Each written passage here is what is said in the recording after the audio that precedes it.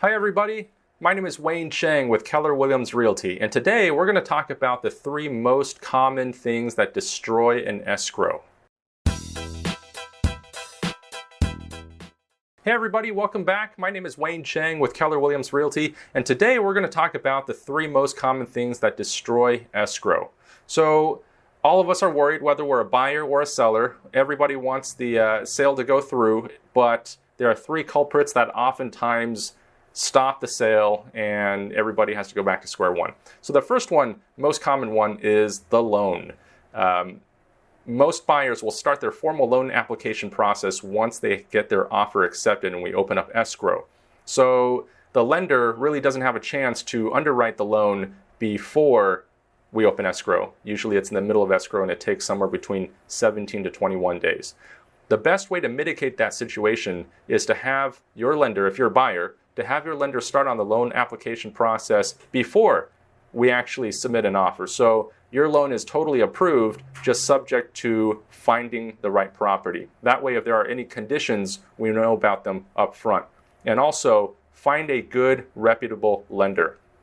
A lot of the major banks, they will attract you with a low interest rate, but their service really sucks. Most of the banks that you can walk into that are retail fronts, they do not care about contingency timelines or close dates.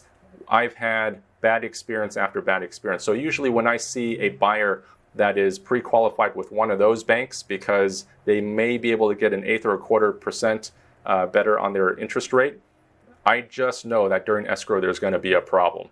And if you go with a direct lender, someone that actually cares and picks up the phone and they do all their underwriting in-house, you're going to have a much smoother process. So that's number one, the lender. Make sure you pick a good lender and you get pre-qualified, actually pre-approved before you actually submit offers. That's the best way.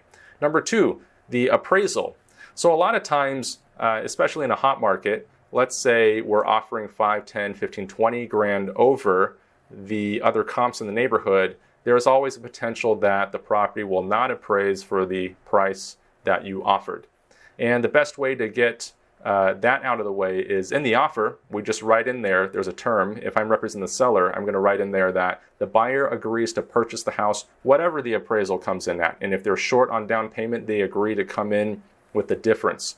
So let's say your home, you put in an offer at $510,000, but the appraisal comes in at $500,000. Traditionally, a buyer can just walk away and say, well, the house didn't appraise, I can cancel the escrow. But if I'm representing the seller, I'm going to put a term in there that says even if the appraisal doesn't come back at purchase price, the buyer agrees to come in with an additional $10,000 down payment and still purchases the house. So that's a scenario where if we think that the offer is significantly above comps, then we're going to preempt that by putting that clause in there. So that's number 2. Number 3, seller disclosures.